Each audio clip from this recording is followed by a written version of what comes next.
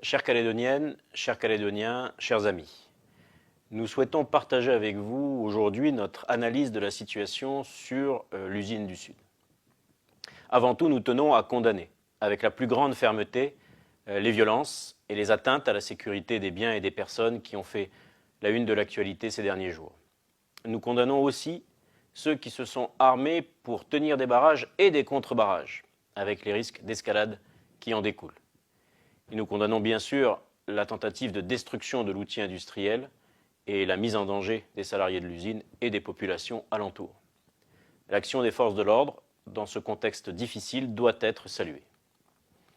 Mais c'est un fait aujourd'hui. Depuis plusieurs semaines, le dossier de reprise de l'usine du Sud a enflammé notre pays.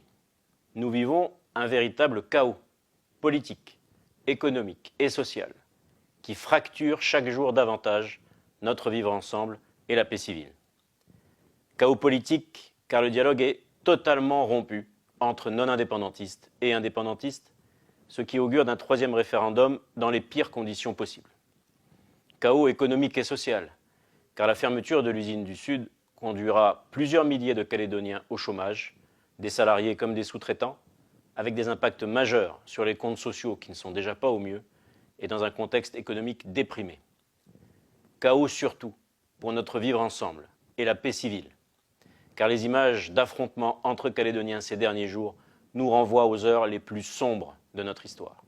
Une histoire que personne n'a envie de revivre. Pourtant, les solutions existent, à la condition que chacun des partenaires accepte de participer à la construction d'un consensus. Il n'y aura pas de solution industrielle viable sans consensus politique. L'histoire de notre pays nous l'a appris. Coréa Zinc ne faisait pas consensus hier. Trafigura ne fait pas consensus aujourd'hui.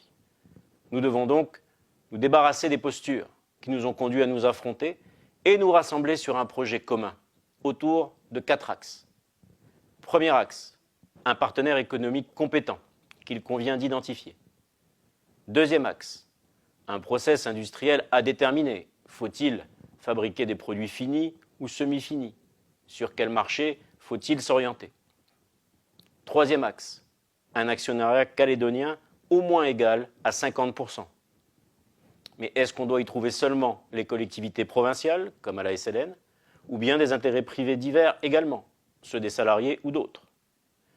Quatrième axe, enfin, des garanties environnementales indiscutables à obtenir pour répondre notamment aux incertitudes sur la stabilité du barrage.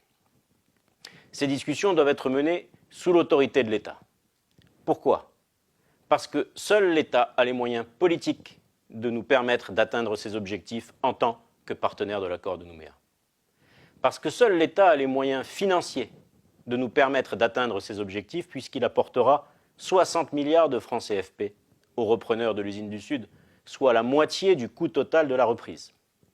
À titre de comparaison, Trafigura a prévu d'apporter 7,5 milliards. Telles sont les propositions que Calédonie Ensemble met sur la table depuis plusieurs semaines pour tenter de sortir de l'ornière dans laquelle la Nouvelle-Calédonie est en train de s'enfoncer.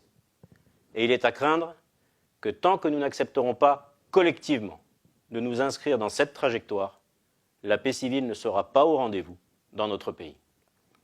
Voilà les éléments d'information et de compréhension qu'il nous paraissait important de partager avec vous.